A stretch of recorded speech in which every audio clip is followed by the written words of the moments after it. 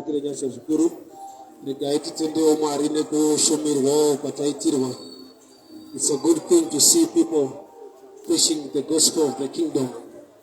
Zvinhu zvinokosha, zvinhu zvakanaka kwazvo. Zvinondiitirawo zvakanaka kuona vanhu vane that hunger, that desire to minister the word. Nyika yakakura, shoko rinoti munda waibva saucheki washoma. So we just encourage vacheki kuti varambe vachiita basa. Tinotenda Mwari zvikuru. Tenda ndiverenge shoko raMwari kubhuku yaGenesis 12 from verse 10. Genesis 12 from verse 10. Now there was famine in the land, and Abram went down to Egypt to dwell there. For the famine was severe in the land. And it came to pass, when he was close to enter into Egypt, that he said to his wife Sarai, his wife, "Indeed, I know that you are a beautiful woman.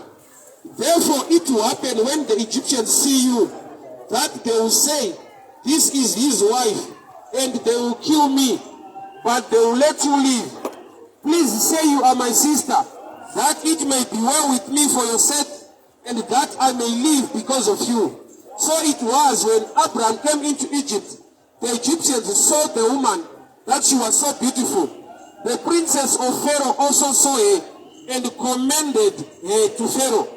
And the woman who was taken to Pharaoh's house, and she was taken to Pharaoh's house.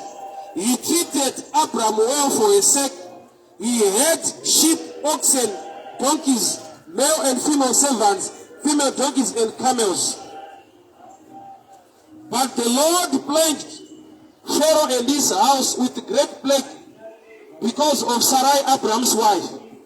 And Pharaoh called Abraham and said, "What is it that you have done to me? Why did you not tell me that she was your wife? Why did you say she is your sister? I might have taken her as my wife. Now, therefore, here is your wife. Take her and go away." So Pharaoh commanded his men concerning him. They sent him away and his wife. Tada nditaure pamusoro pekugona kuona zvakanaka in the midst of trouble. Why? Nokuti Abrahamu achienda ku Egypt anga ari mupoteri. He was a refugee. Ari kutiza hanga achienda kundopotera ku Egypt. But along the path, along the way, ndo paanoti kumudzimai wake, uri mukadzi akanaka kwazvo. Tikapinda mu Egypt, vanhu vanogona kukuchiva vakakuda ende vakandiuraya. Saka zvatichaita ndezvekuti kana tavamo, I will treat you, or I will say you are my sister, yotaurawo futi kuti I'm your brother, so that I may live. Vachingopinda mu Egypt, izvozvo ndo zvakaitika. Zvaitika sekudaro kuti Sara atorwa namambo. Bible rinoti usiku mambo wakava in a dream, Mwari akataura naFaro kuti mukadzi watora ndiye muprofita wangu. Faro ndokubva aenda kundodzorera mukadzi waAbraham Sarai, ndokubva amupa zvipfuyo nevarandakadzi nevarandasikana. Abraham ndokubva abuda mu Egypt a wealthy man nekuda kwemudzimai wake Sarah. Sarah was the key figure. Ndiye aiva nenyaya hombe sei Abraham akabuda mu Egypt aine wealthy. But nyaya iripo ndeyekuti Sarah naAbraham vanhu vakura vakwegura, chekuti dai nhau yebeauty hazvaishamisa mambo kuti angashamiswe nerunako rwaSara mukadzi atichemberei akura. Imo muEgypt mune vasikana varimo. Asi Bhabha rinoti nekuda kwekuti Abraham, the prophet of God, wakataura mashoko aya kuna Sara kuti uri mukadzi akanaka, vanhu vakakuona vachakuda. Mashoko iwayo ndo akacreata the beauty pachembere inonzi Sara. Mambo vakatoona kuti mukadzi akanaka nevanhu vaigara muEgypt, they recommended her to king. Faro ndokubva ataudzwa nevanhu kuti kune murume auya ari kufamba nemumwe mukadzi akanaka kwazvo. Runako rwaSara harusi runako rwaiva ordinary, runako rwataurwa with a prophet anova Abraham pamusoro pemudzimai wake. Runako irworwo rukaita kuti mambo vatore zvipfuyo, vatore zvinhu zvakawanda nevaranda vape kuna Abraham for the sake yemukadzi wake Sarai. So chakapa Abraham kusurvive famine and hunger inhau yekuti wakagona kutaura zvakanaka pamudzimai wake ivo vari mudambudziko, vari munzara. Problem yedu kazhinji ndeyekuti kana tiri under the influence or under the environment yekuoma kweupenyu nekunetsa kwezvinhu, we fail to see something good. I'll give you an example. Munhu ukamuvenga ukasamufarira haana chaanombofa akagona. Why? Nokuti chese chaanogona chinovharwa neruvengo rwako. Hapana paunoona enemy yako ichiita zvinhu zvaungatende, zvaungagone kuremekedza kuti apagona. Munhu kana amuvenga, ruvengo runoputira kuona zvakanaka hazvioneke. Bible rinobva rati, and love covers a multitude of sin. Rudo runovhara simba rezvivi. Rudo runovhara zvivi. Zvoreva hazvo kuti kana munhu wamuda, kutadza kwake kunonetsa kuona. Why? Nokuti unomuda. Even achitokanganisa pauri unotojustify, unozvigamuchira. Why? Nokuti unomuda. So kana rudo richigona kuvhara kukanganiswa, munhu akakutadzira uchimuda haunyanyozviona. Ndo zvakafanana nesimba reruvengo. Munhu wakavenga akagona hazvioneke. So environment, mamiriro ezvinhu anopa vanhu dzimwe nguva kuvabhita, kuvava, kuva nekusagona kuona zvakanaka. Kana munhu achinetseka zvinhu zvisina kumira zvakanaka, kuti ave humble and soft hearted, kazhinji zvinonetsa. Vazhinji vaunoona vane hasha, even vachita hasha against you, haisi nyaya kuti wavagumbura kuti wavatadzira, vari musituation yacreata bitterness. Pane munhu wekutoti kwakuti maswera sei haadaiye makatomira naye, kwete nokuti haanzwe, atone nzeve anonzwa, but pane zviri kunetsa maari, zviri kuvhara nyangwe nekugamuchirwa. Unodzokorera kwazisa munhu ari padhuze newe, zvokuti atanga anovhunduka kuti oh, muri kutaura kuno, ari so close, zvokuti unyazoona kuti munhu haasi pano but ndinaye. Zvoda kuti nenzeve nekukwaziswa nekugamuchirwa kunogona kuvharika nekuda kwesituation yakakukomberedza. So wakai paunoshanda nemaenvironment iwayo kuti acreate munhu ave bitter, because kana uri bitter you cannot receive the things of God. Saka uchiona Bible richikurudzira richiticha issue forgiveness. Forgiveness haisi kuti yawika, nauye forgiveness inobatsira iwewe kudarika munhu wakatsamwira. Nokuti izvezvi une vanhu vawakagumbukira, wawakatsamwira, iwe asisina vakatokanganwa, vari kutopfuurira mberi neupenyu, iwe wakangosara une chigumbu. Chigumbu ichocho chakonzera urwere munyama yako. Vazhinji vanhu vanouya kuprayer line, trigger yakatrigger zvirwere zviri mavari, vamwe vachidza kuti kuroyiwa ibitterness yakabva pakuti kune vakavatadzira vakatsamwa. Kutsamwa kukaafekta utano wawakatsamwira achitojabula. Forgiveness kusaregerera kwafanana nemunhu atsamwa pane zvimwe zvinhu zvaitika, atsamwa kudaro, paanotadza kuregerera ipicture yemunhu wekuti zvichida adya chikafu chine bete obva atirega ndinwa mushonga. Paari kunwa mushonga hongu bete rinofa, but iye zvinomafekta utano hwake. But learn to treat mama situations necaution. Pane masituations asingade kuti uwedzere kutsamwa, iwe watsamwiswa. Saka uchiona kuti kune vanhu vanouraya vanhu, kwete nekuti munhu is a criminal, kana kuti munhu ane utsinye stereki. Inhau yekuti kana agumbuka maemotions akaita overrule pfungwa dzake, anopedzisira auraya munhu iye asina bad mind. Vazhinji vanoita zvinhu zviri negative, zviri wrong, they regret. Ukaenda kumakoti, munhu akatouraya munhu anenge achitopisawo tsitsi, unotoshaira kuti saka but akazviita wani. Pane vanhu kuti unogona kutorambira kuti dzingauraye munhu, ari too soft muchinda. Maemotions hasha dzikakuputira dzinokupa mamwe madecisions aunoregreta. Chinhu chinonzi forgiveness rekanimbochitaura, haisi human nature. Vanhu hatigone kuregerera, akati exposa ndipita paakati kuna Jesu, munhu anganditadzire kangani ndichiregerera, kuti kangani kubvunza nhamba kuda kuti kuregerera handigone, ndotoda kushanda nenhamba. Munhu akadarika nhamba iyoyo ndotora action. Haisi human nature to err, though kuri human, but to forgive zviri divine. So you need the grace of God to be able to forgive. Vazhinji vedu tinoti aiwa indoregerera mufundisi akuregerera ndokwanisa. Unokwanisa maringe zvawaitirwa. For example, munhu akakubira ballpoint, unoona muregerera, akarepa mwana wako panonetsa. Onzo kuti uyarepa mwana wako kuti it's okay, takandiregerera. Zvakaoma ufunge, let's be real.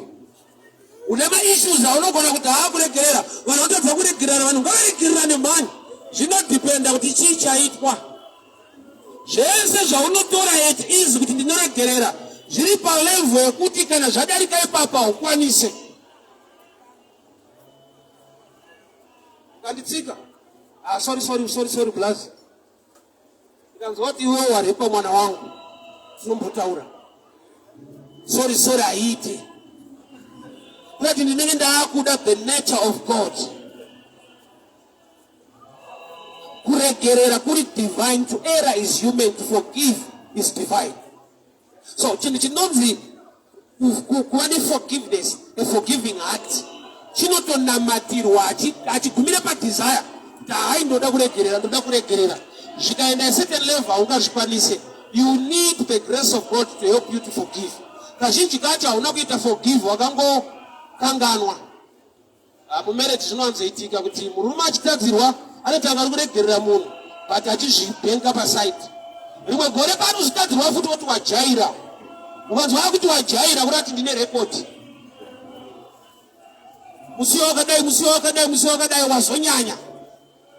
So we need the grace of God to be able to forgive.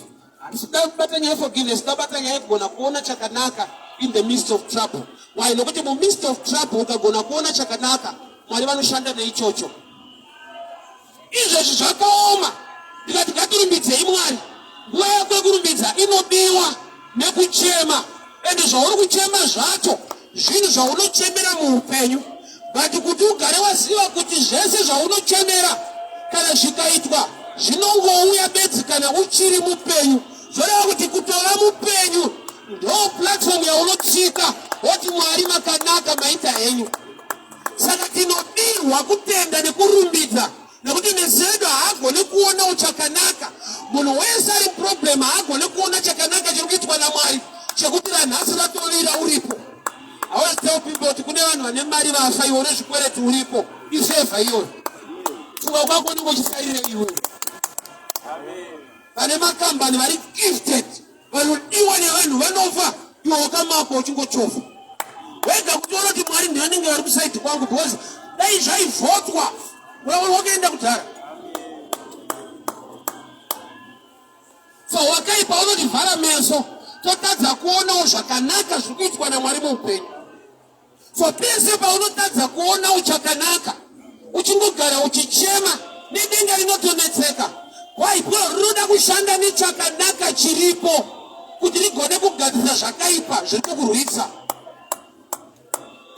That's why shoko richiti hatikunde chakaipa nechakaipa, tinokunda chakaipa nechakanaka. I'll give an example concerning that. Goliath ari a giant, ari very rough, ari against the people of Israel. David paakauya, Bible rinoti wakaenda kurwizi, and he took 5 smooth stones. Sei paka describe type yematombo akatora 5 smooth stones, which means kunze kwerwizi matombo ariko, but they are not smooth. Matombo emurwizi shona inonzi hurungudo. Matombo ekuti mvura painoerera anenge achirorana, anobva aita a round shape zvekuti haasi rough. Matombo emurwizi akasiyana neepanze. So Bible rinoti, and David picked 5 smooth stones against Goliath. Paidiwa 5 smooth stones, not just stones. Why? Because Goliath wakaipa, but hatikunde chakaipa nechakaipa. We need a smooth stone to kill the giant called Goliath. So Abraham naadzimai vake, ipapa angasati akunzi Abraham, angachinzi Abraham. Naadzimai vake vari kuenda muEgypt. Tiri kuendesa kuEgypt famine. And nzvimbo yavari kubva yarohwa nefamine ndonzvimbo yaakanzi naMwari bva uko uya apa. A place of appointment yakava nechallenge. Tine vanhu vakaudzwa kuti kana zvinhu zvako kana zvina Mwari hapaite problem. I chose to differ. Verenga Genesis 12. Abrahamu paari kupotera kuEgypt haasi kubva kumba kwavo. Kumba kwavo akabva kudhara. Ari kubva muKenani. Nzvimbo yaakanzi naMwari bva kwauri uye kuno. But in that place yanzi naMwari ndo yako gara apa, there was famine. So challenges are real. Whether a believer or not, bishop, reverend, prophet or not, challenges are real. Munhu wese unofesa ma challenges. Even in the place, inonzi naMwari ndo yako. Even pazvinhu, zvinonzi izvi ndo zvako, challenges are there.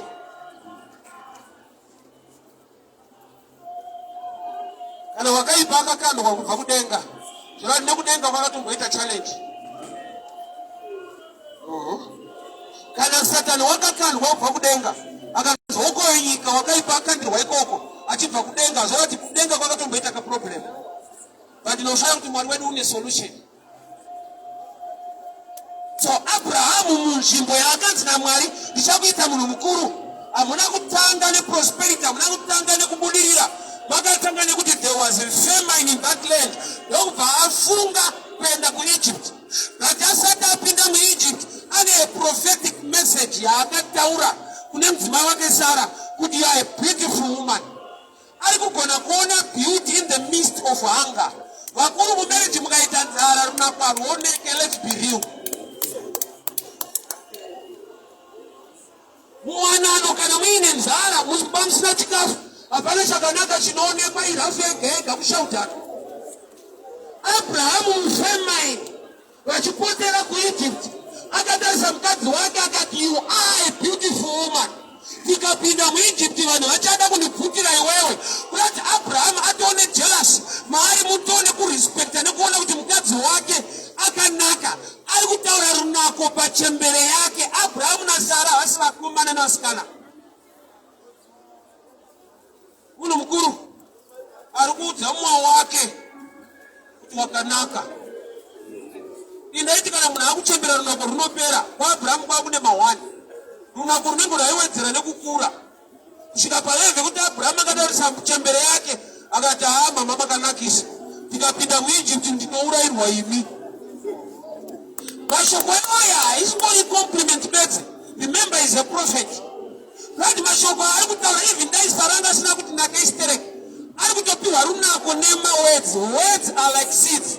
They carry a creative power. Mashoko ane simba rekusika. Chinhu iwe unoita business pota uchiudza zvaunotengesa kuti unotengwa tinobudirira. Mashoko ngaaende pazvinhu zvaunoita. Abrahamu wakataura mashoko akanaka pachembere yake inonzi Sara. Ende vachingopinda muEgypt, vanhu vese zanzi vakanorekomenda Sara kuna mambo. Kuti vanhu vese vazvinoti hatikwane hai krimu yativerekodza chef. They recommended her to the king.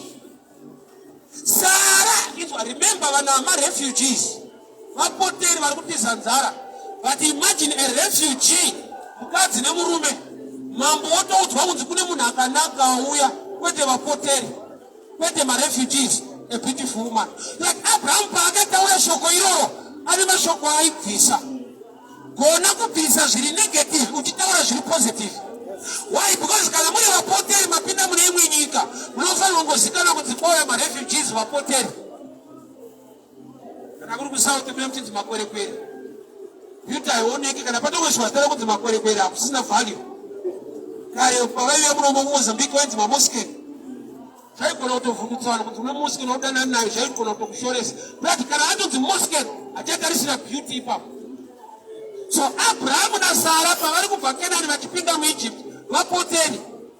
But kunzi vatreatwa as refugees havana kudaro.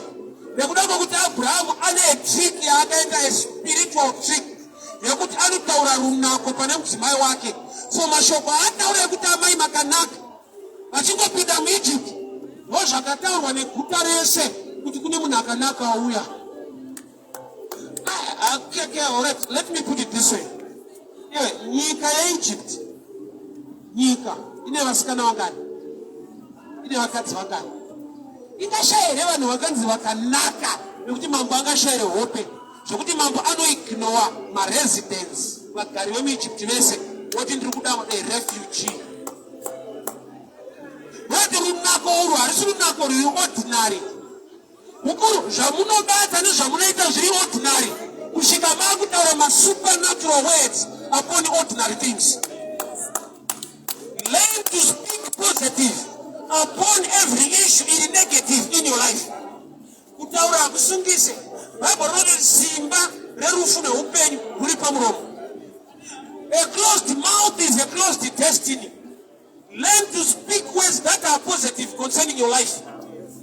Kana zvikaita sekunge hazvimake sense. Aiwa nokuti dimension yefaith iri above common sense. Kutaura hakusungise. But unozora ndikati taura izvezvi zvakanaka paupenyu hwako. Une dzimwe nyaya dzaunoti aiwa zvataure zvakazonyanya nokutaura soft. Yet hazvirambidzwe and hazvisungise. But pane paunonzwa wega a challenge. That challenge haibve mauri. Iataki pamusoro pelife yako. Ndikati taura kuti gore rino ndinovakaimba. Kwete kuti yevaka taura hautaure. Wega unyazotaura ndezvechechi ada kutiitisa unoivaka sei. Iwewe pachako utori Satani asati auya utori right kudhara. Wega unotoramba azviite.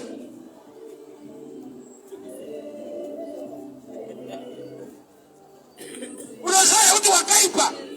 That negative mindset yakadyarwa mauri ndopaanoshikira. Ndozvaanotrusta. Ndozvaanotrusta izvozvo kuti uyu hatomboda kuroiwa ega hambofa akabvuma kuti upenyu hunochinja. Ega habvume kuti pane kwaari kuenda.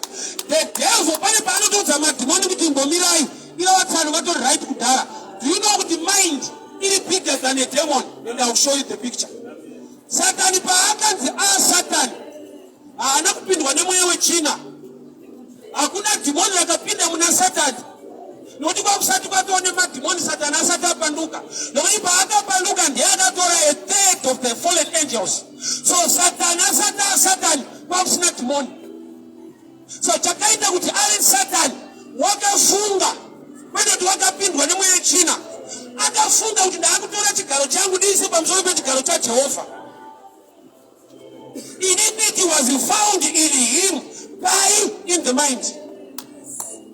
Zvoreva kuti madhimoni anototrusta thinking system yako.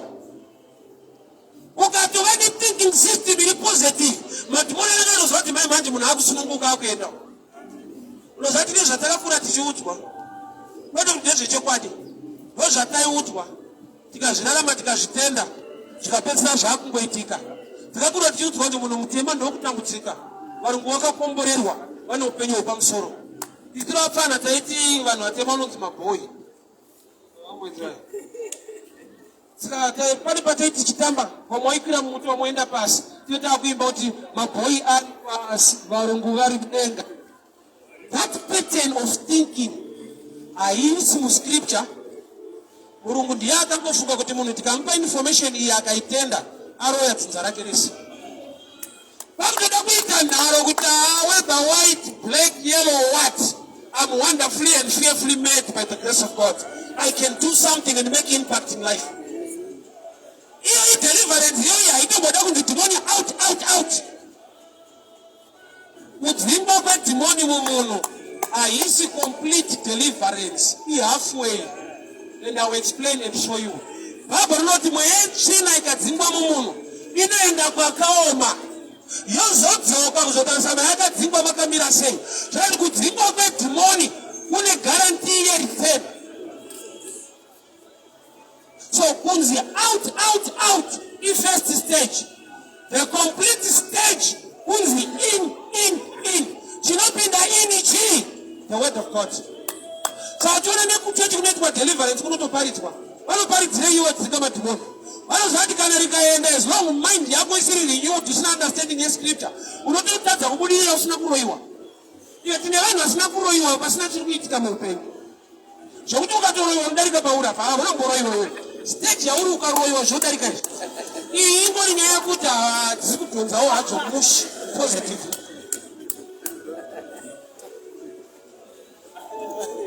Uripomera neutoti amatakamuite iko munhu anozoera mushonga zvatikanyatsa musota chaizvozvo.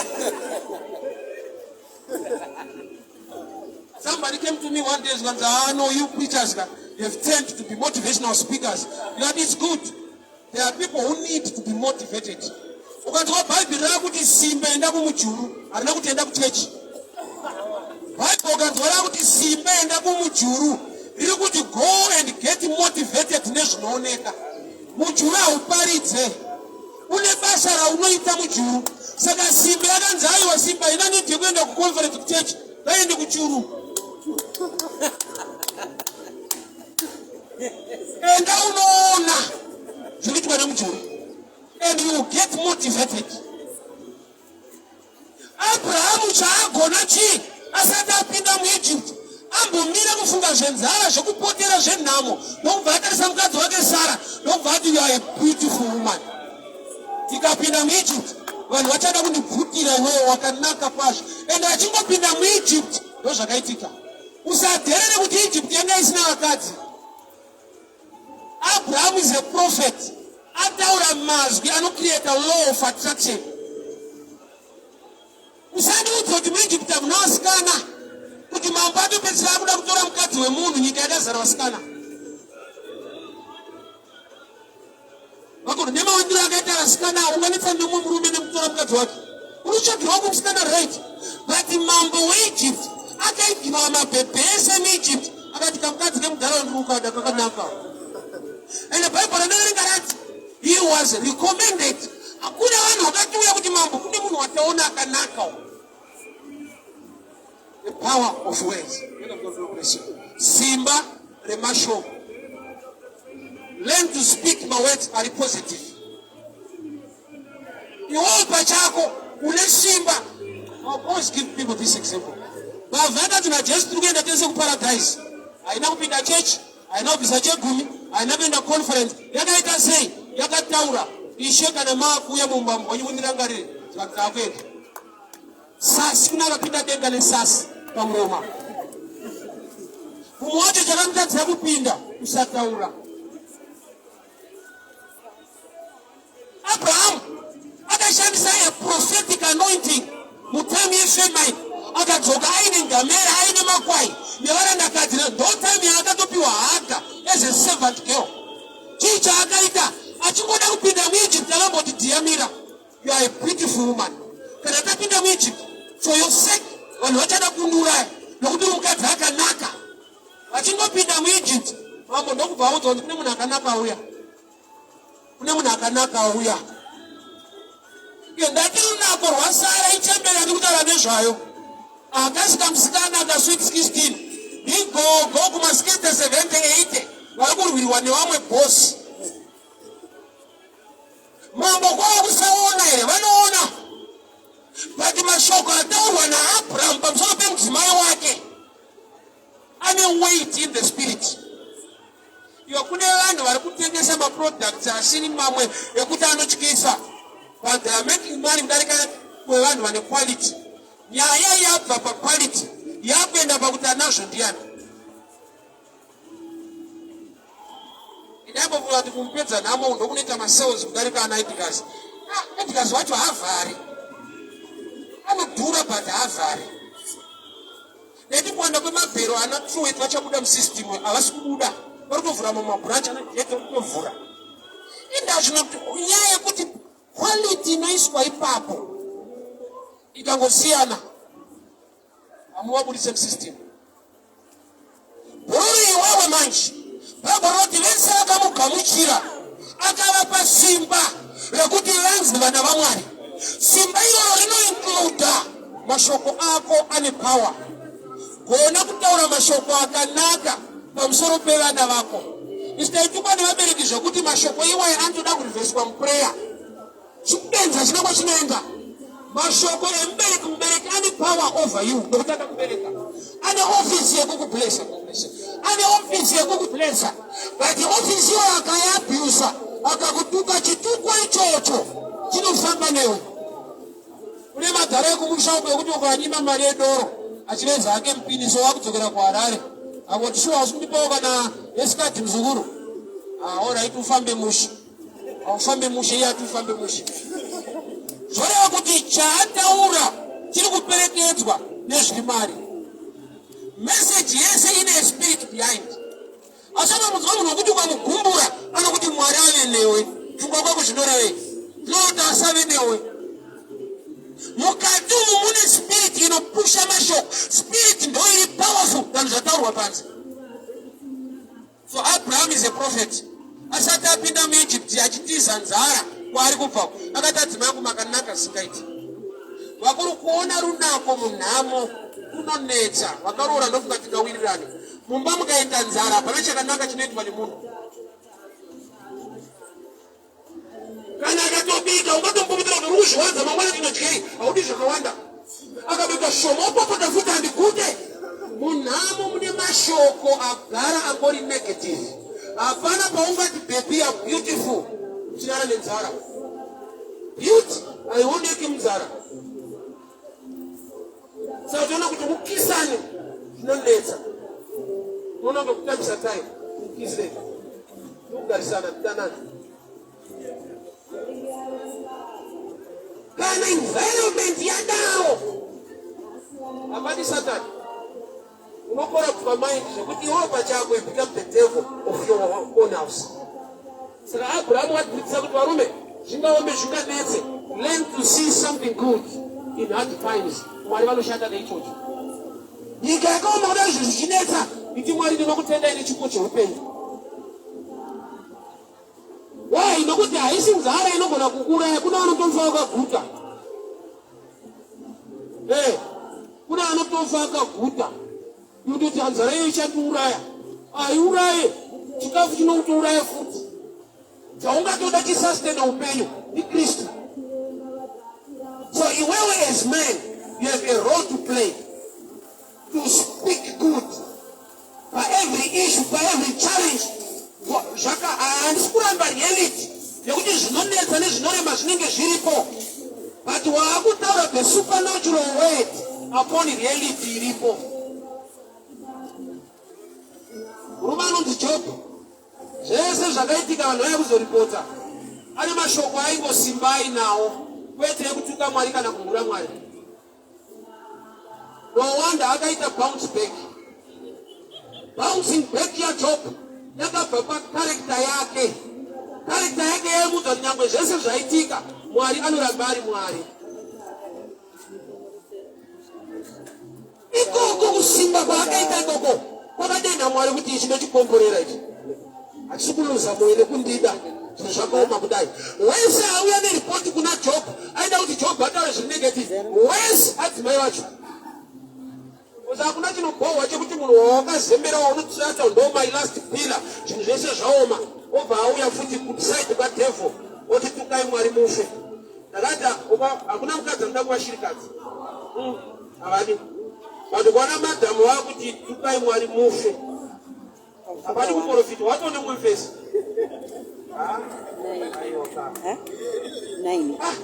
mukadzi akuti debirovai pasi akumakirira yakadaro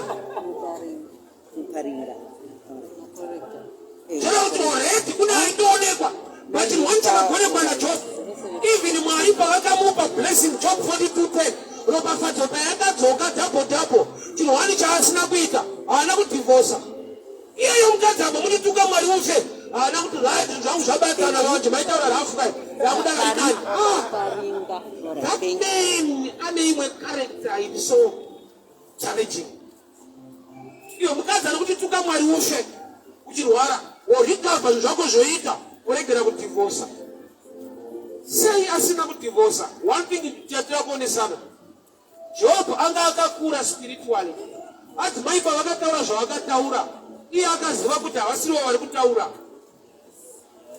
vari kutauriswa vari kushandiswa kune mweya mukagarisana zvakanaka ukadzidzidza nekuziva mumwe wako pane musi wekuti akakutuka wega unofanira kuzvinzwa kuti ndezvekumusha kwavo zvinodoti vari ambwezvi haasiriye umwe wangu haadaro iri rafi vauya atete wakafasina murume wauya manje pane matukiri unotsala kuti munhu uya ahambodaro munhu ane rudo nenu inda saJob anga akura anga macho anga akuziva kuti dzimai wakana kutaura so asataniwo havadaro tine vanhu vanoona madhimoni kana munhu anamatirwa namanifesta. That's a lower level. Higher level, even asina kunamatirwa character nezvinotaura munhu can tell baba vakauya kuna Jesu vachiti zvikambata zvinoti mumoto kana kuti mumvura vanga vakura vaitoziva kuti ukaona ari mumoto zvamubata hakusikuda kwake, ukaona ari mumvura haasiriye zvinomuendesa haende zvinomuendesa. Matthew 15, the Canaanite woman anoti kuna Jesu, mwanasikana wangu anetswa nemweya yechina. Amai havasi kugona kudzinga mweya wechina, but vanogona kutoziva kuti mwana wangu ari kunetswa nemweya. Ndofunga vakatira counseling neverything else vakanga pane chiri kuchinja vakaziva kuti uyu wamweya. Because there are times that we try to solve things in a natural way. Izvo zvine spiritual attack, you'll be wasting time. Pose patinedza kusolva zvinhu in a natural way, sina kuita research yekuti the push factor ndei, we waste time. Mwana uyu hanzwi, mwana uyu anozodai. Mukasatsvaka chinokonzera kuti adaro, kana mukaronga zvakanaka, kune munhu akaba ndokubva aenda kujeri. Ari kujeri ndonzonzi ari kubira umwe futi sipo ikoko. Jeri harina kusunga umbavha, rakasunga mbavha. Umbavha huri maari, mbavha ndiye. Saka mapurisa anosunga mbavha, haasunge umbavha. Saka kuti umbavha haunaina kuti mupurisa. Aona tokuvhara ari. Uenda pachaji ofisa, ungosiya foni yako ipapo kuda panze, une shuwa. Ofisa unokukuwadza. Ko munhu ka.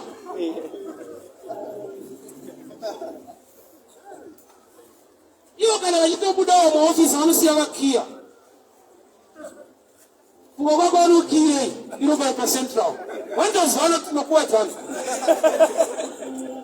Human nature ina basa neinde kuti unoita basa rei. Amen. Amen. Amen. So Job ari kugona kuona kuti aya mashoko haasi mwoyo wangu aya. Saka paanoita bounce back anoramba ane mukadzi yeye. Why? Agona kusolva issue yemarriage yake nekuti ane spiritual understanding. Zvimwe zvinorambirana vana isina kuti vanenge vachinetsana kune zvisingade kuti vagarisane. Saka izvozvo havazvigadzirise, vanogadzirisana ivo. Abraham akaona runako pachembere yake. Ende nguva yaari kuona runako vari kutiza nzara kuKenani vachipotera kuEgypt. In the time of famine, akagona kuona chiri positive. Ende vachindopinda muEgypt, mambo ndokubva vaona ishe mukadzi akanaka, vanonisa kuti mukadzi akanaka. Atorwa namambo, Mwari vakataura namambo kuti mukadzi womuprofita kudzorera. Mambo ndokubva atora mombe, ngamera, makwai. Ndokubva ati Abraham zvinizvi. Akabuda muEgypt, maapotera nenzara, ari a wealthy man. He a leader who wealthy, speaking positively in hard times. Unaziva kuti dambudziko rinopa language. Mubhaibheri vanhu vairarama nemaperembudzi vainga vakamanikidzirwa kupota vachishedzera pavanofamba kuti unclean, kuti takasviba, kuti vari kuuyawo vapave way because havafanira kucontaminate vamwe. So chirwere chakavapa language. Poverty futi inopa language. Kune mamatauro anozwa kuti hasi munhu ari kutaura inhamo iri kutaura. Sina kuti nhamo itaurere.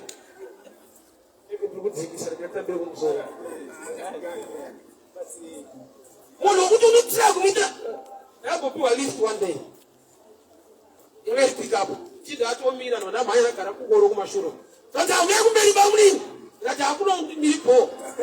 Hapana kumberi kwakaipe kudarika kumashure. But nhamo inokudza kuti as long watongokwira wakuti palipo kuti ndozoni nhamo kutaura asiriyo. Wazi baba siti kana nengoro zvakasiyana. Nhamo inotaura. Poto uchiitamira inogara ichitaura sei. Munhu anopinda mumamaundi garai pasofa. Kuti hapana pandato right. Nhamo ndoiri kutaura. Basa baite right kudarika sofa zviite. unless poverty yako kushandisa ulipota uchitauri. Amen. Yes. So kuona kwezvino kunopa language, kunopa vanhu yavanoti tradition. Alright, I love examples. Isu tichikura maiti mukadya sadza munogeza maoko moombera modya. Kana maakudya nenyama, kana wada nhonga nyama unombera futi. Kana anozviziva zvoreva kuti haisi nyaya yekuti zvimwe zvinayo kukoshesa nyama kuti haiombererwe, inofanira kuombererwa paine yega, inokosha, iri kusanganiswa nesadza. Kana ombe ukatonhonga usina kuombera, munin'ina wako atichidza kuti angonhonga. I'm sure you will get it by today. Indazvichatiitika dai ipoverty. Unonzwa kuti nyama kuseri ida kumbopigwa, ungangonhonga zvite ipoverty. Noni baba ndakupa magatsi ekuti waenda kumba uchingogeza maoko inhongi. Usaimirira, isitaitura nguva kuchiimirira baba. Haiapuroti kuzvedzungu baba. Wabva supu wozoti taakuyako. Saka indazvoti iculture ipoverty. Poverty inokupa iculture. Yes. Amen. Amen. Zviriko zvakawanda zvatinotora setradition iri poverty. Root yacho haisi tradition iri poverty. But poverty ikararama nguva refu inopedzera yatsika. Saka toda kukata poverty mumaafrica kunonetsa because imwe yacho yato tradition. Imwe yacho yatotsika ndokararamiro kawo andonzwa ngori kumudzvanyirira kana wada kuibvisa pari. Why? Because andononge ndokurarama kwacho ndoupenyu hwacho. Yet hazvisi. Culture inodevelopwa nepoverty inonetsa kubvisa muvanhu. Nekuda kwekuti already saka munhu aiva nemaperembudzi. Yaifamba achiti unclean, ndakasviba. Luke 17 verse 11. Pavakaona Jesu achiuya, the 10 lepers, vakashedzera kuti mwanakomana waDhavhidhi tinzwirei ngoni. Kunoti vakachinja zvekushedzera. Havana kuti unclean, vakaziva this one can change us. So let's change our language. Vakoti chinonzi language chine power. Genesis 11. Vanhu vaironga kuvaka itawa inonzi Babel. Vaironga kuvaka itawa inosvika kudenga. Kwete kuenda kudenga. Mwari ndokubva vatoti vanhu ava vane mutauro mumwe chete ende vanowirirana zvavanoita. Hapana chavacharonga chikasabudirira. Mwari kutestifya kuti vanhu vane same language, vane unity, very powerful. Tingaite sei kuti vanhu vasasvike kuno? Mwari atoziva kuti tinosvika tiri. Baba vaida kupinda denga neubhirita. Kuna vanhu vari dangerous. Vakati kuna mataiti takuvaka kusvika denga. Vaida kumujuma kumusoro kuwakugara. Vaikana vakomana vauya kuti haatauya. Akava disturbance devil. Bible rinoti and the Lord confused their language. Havana kutorerwa zvidhina, havana kutorerwa zvokuvakisa. Language iri powerful. Saka tona strength yeChina iri pakuti vakarespecta language yavo. They do everything zvavanoita munyika mavo using their language. Uya kuAfrica vakati colonizer no language yedu. Anozvona mukazvifunga kuti meti dzinaiti neshona inozoti hazviti. Yet meti pachadzo madigits haisi language. Which means any language inoita pameti. Because meti haisi language madigits. But ukafunga shona inokurambiraka. Because ungati minus inotipa plus. Ukaisa kushona manje ma1. Hapana zvapa. Zvapa kupi. So our language, I want you to laugh. Unozoti saka wedu hauite. Zvakagonekwa nemacolonizer kutipa a mindset inoti zvedu ndezvemanga. Zvavo ndozviri pamusoro, zvedu hazviite.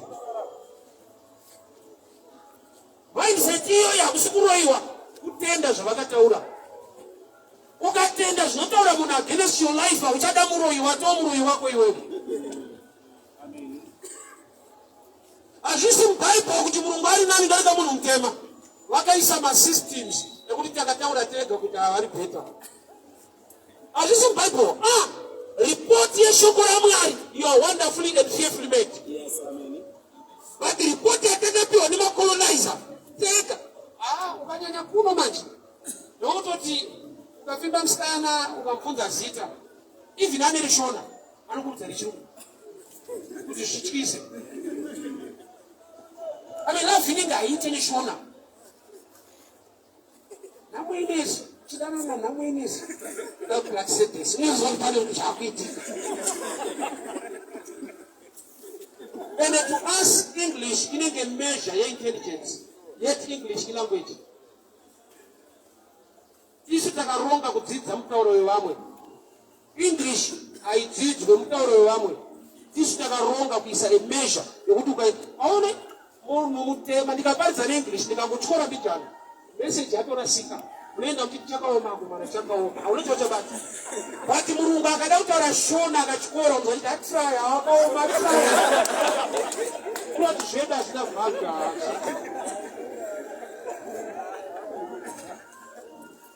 Munhu anogona kusimudzira Africa muAfrican. Why? Because anoripota the elite is biased than a foreigner. So Abraham aipotera kuEgypt, but asati apinda akatarisa dzimai akati baby, you are so beautiful. Tikapinda mukati mwana wachanduraira iwe wakanaka sikaite. Munhu ari kunzi wakanaka uyo haasi musikana igogo Sarai. Mashoko ataurwa nemuprofita Abraham ndo akanobata chiso zvokuti vachimboita estate in Egypt zvanzi tauni yese yakamhanya kuna mambo zvikanzi mambo uyo emone mukadzi auya kuno.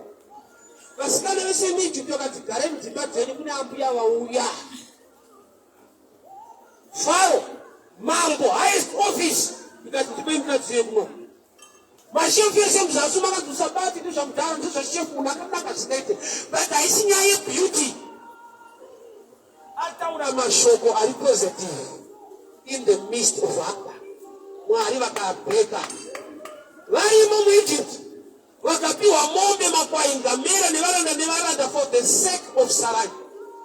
Nokuti mambo akati Abrahamu kwadinyepera sei kuti hanzvadzi yako kodainda mubata ndikamuita mudzimai chiwawo mukadzi wako tora mombe, makwai nengamera endai.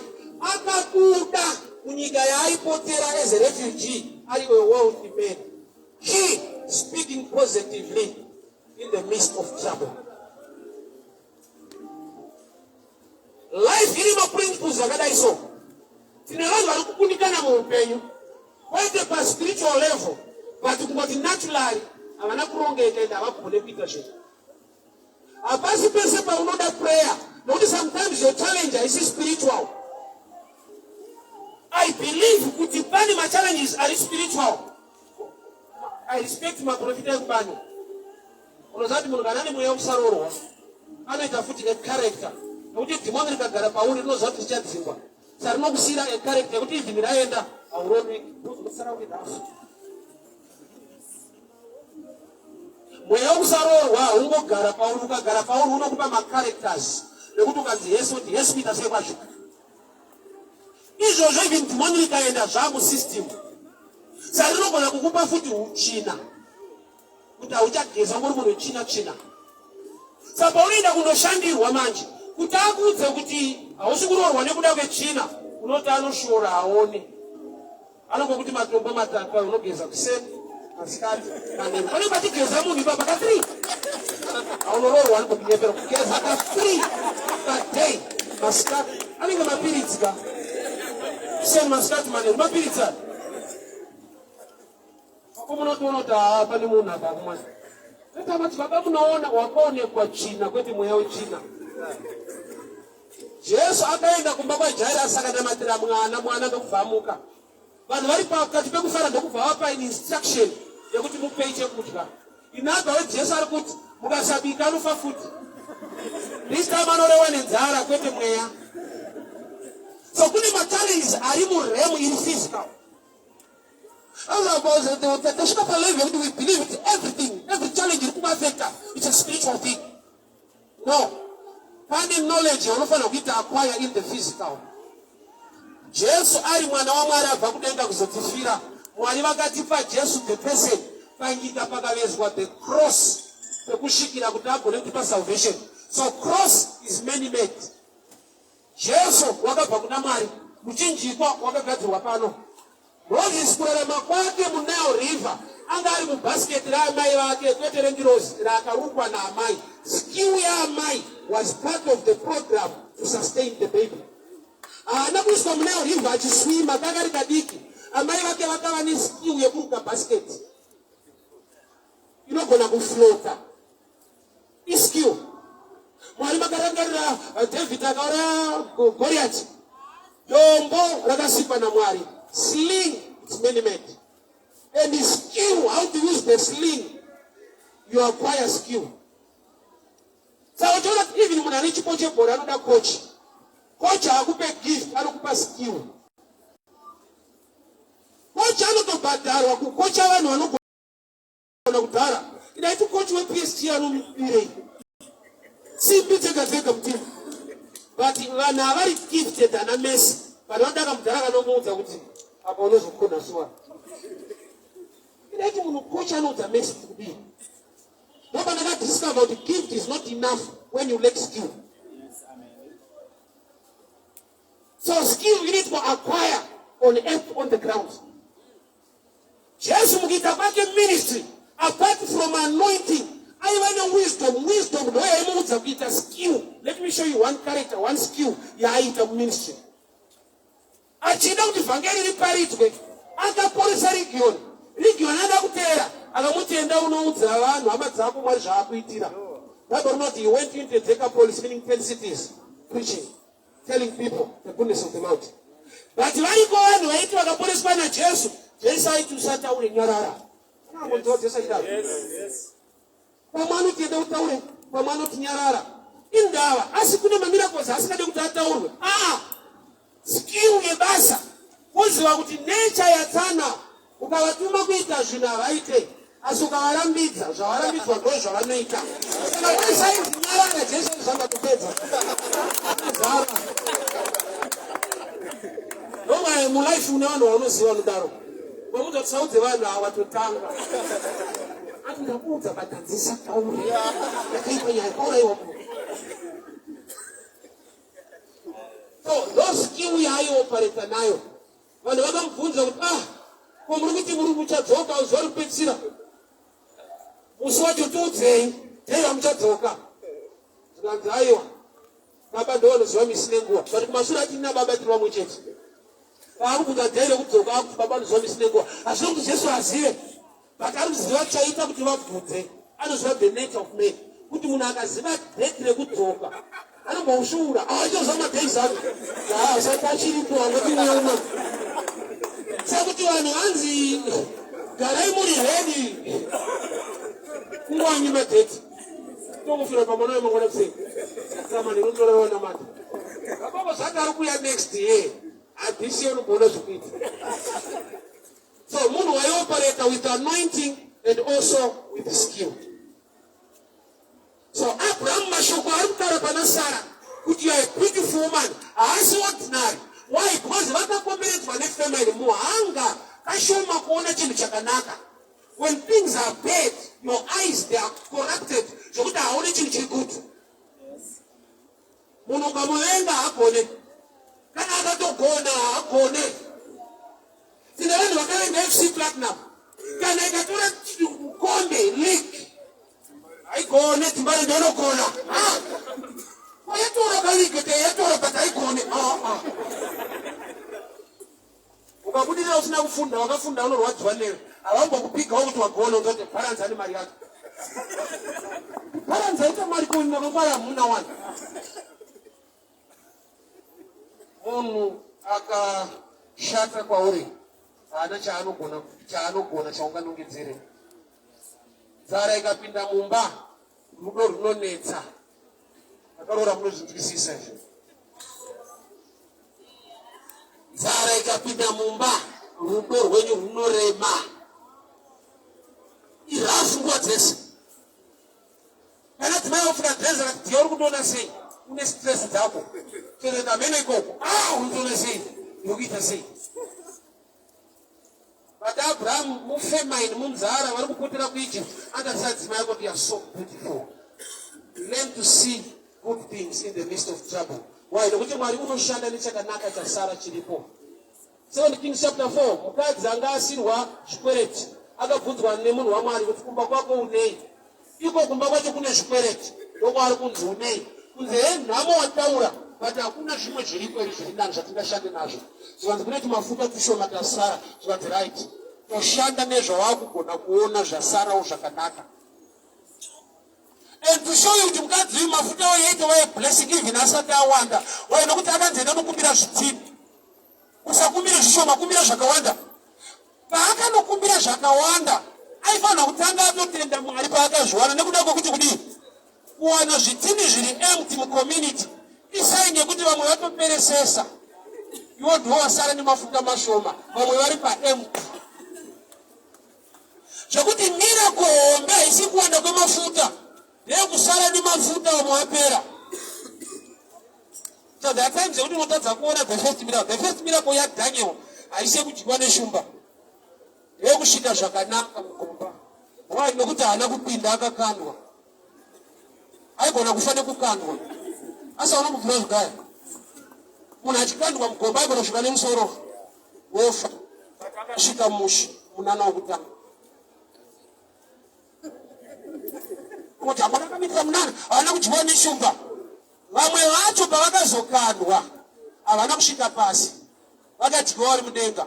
Kureva kuti yekutombosvika mushe usiri kudyiwa mudenga munana, nokuti vamwe vanonzorerwa imomo.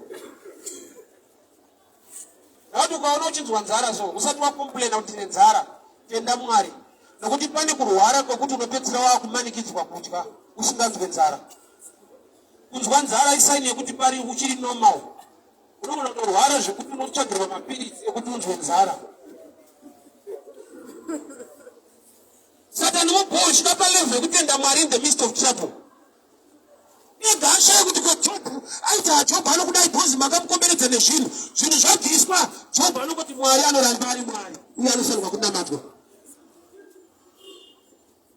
We are here tomorrow as well. May the good Lord bless you. Mufambe munyasha hama dzangu. Mwari vakuitirei nyasha. Mwari vakuropafadze. We meet again tomorrow, same place, same time. May the good Lord bless you. May the good Lord favor you. Learn to speak positively in the midst of trouble. Mwari vakuitirei nyasha. Amen.